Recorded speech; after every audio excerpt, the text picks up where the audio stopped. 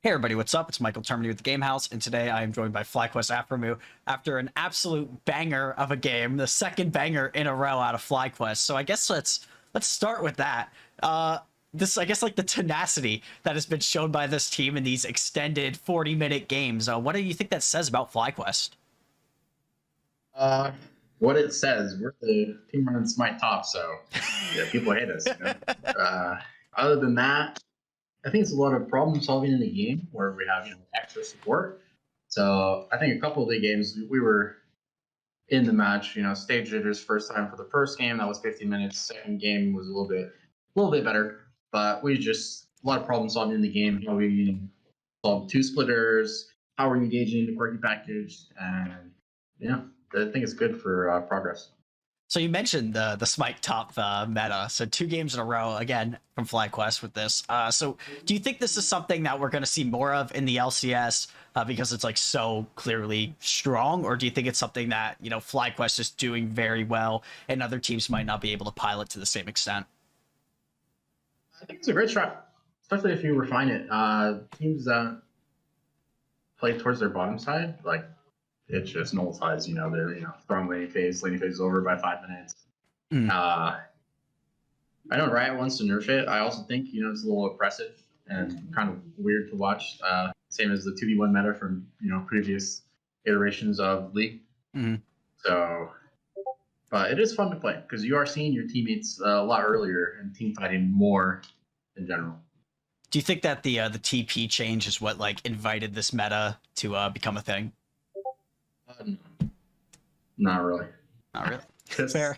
I mean, the TP changes, all I can think about is like, yeah, you're TPing to, let's say, a Dragonfly, wards behind on bottom lane and stuff like that, but you could have still ran this Smite strat before. And, our top laner is just there this time, and the TP isn't going to do anything. So, yeah. Fair enough. So as a support, though, I'm sure this definitely has to change a little bit how you play in terms of like the bot side matchup. A lot of like the early game was you and Karma zoning them off the wave. So what does it, I guess, like change how you play in the early game? Well, I get relief from lane by 5 minutes, and I'm no longer laning at that point. We're pretty much playing macro as soon as the game starts. It's pretty fun for me because I get to interact with all my teammates across the map a lot more. I get to invade the jungler, make the other team feel like oppressed, Yeah. And it just like it's not fun for the other team. Like the only person having a good time is the guy splitting top, getting all the farm. So like, yeah, I don't really know how else to put it. It's just fun. I was talking to Jose Dioto yesterday, and he was like, "Yeah, this is like the least fun strategy ever put in the game for the other team, but it's super fun to play with." So I agree. It's funny that feeling is the same. So let's talk about that like level 1 play where everyone invaded. You're really threw Pride Stalker behind. So was the idea to like set back this edge so we can't like dominate the early game, get ahead and farm, because that seems to be what Pride Stalker likes to do?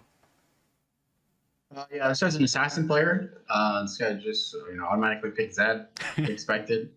We could have definitely played a lot better because our level 1 is just too strong, so we could have just pushed him off the wolves instantly. And this strategy, there's always improvements everywhere that you can make. So level 1 is pushing Zed off wolves. He doesn't get level 2. And what's he gonna do after we take blue, go to his red?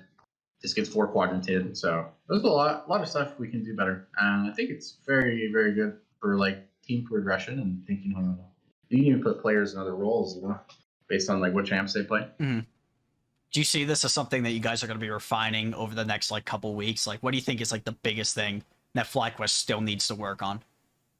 I think it's important that if Riot doesn't figure out the counter to the strat or just ban it, from being played, you're gonna have to learn it eventually. Because if you play against the teams who do it, like you got to figure out what you're gonna do. Because at any point we can also just play standard League of Legends, or we just absorb enchanter bans all over the place, and it's kind of, I wouldn't say it's similar, but C9 is doing something similar. Not really, where they're doing enchanters mid, Ivor mid, Soraka mid, and I think it's just enchanter meta right now. So either hop on or like you're gonna take some losses. certainly been an interesting season of League of Legends pick wise, but we got to talk about that Baron steal because that is what three guys back in the game. Jose Dioto coming in with like the clutchest smite of all time. So what was like the what was the comms at that point when that went down? Did it go wild or were you guys pretty stoic still? Yeah, so then we knew they were going to start it on spawn. We had to create space, so literally I'm just walking up, Mm. And unfortunately, Olive missed position, and I was able to slow him with my ulti. I didn't hit it, but then we got to strike him out, and he wasted damage. So after that, they don't really have any threat on us because we outranged them, and I'll just soak the rockets. And then once they got off the Nash, Jose literally talking to us, "Yo guys, keep the Nash healthy, hit it, and just keep him there because he 100% confidence he's gonna be able to take it. And right after that, GG. It's good to hear. Good to hear. So FlyQuest was a team that I think a lot of people weren't very bullish on going into the year, frankly. So what would you say after this 2-0 weekend, a pretty decent lock-in performance? What do you think it shows about FlyQuest overall? And do you guys think that you're like an upper echelon, upper half team that, is going to take some names? I think we got a lot of talent. It's Lou Tukui's first time, in LCS. And then I know Jose and Johnson have both played together already for a year. And just coming together, I think everybody is just phenomenal in their role. A lot of knowledge. Love our coach Sharks. I think we have a very good group of guys, and I think we just gotta keep looking forward. And like I said before, we're playing this Smite top strat. It requires everyone on the team to just buy in, communicate about all the timings. You have to be very disciplined in that regard, and yeah, I think we're on a good trajectory. Well, you've been on a good trajectory with Johnson before. Obviously, I'm sure this point has been talked to death. I'm sure you're sick of it. But reuniting with Johnson, is this something that, you were looking forward to a lot in the offseason, playing with a player that you've been with before? Yeah, he actually asked me. I think I said in previous interviews, asked me, to come play with him on FlyQuest, and I enjoyed playing with him. Did a toss, and it's been fun.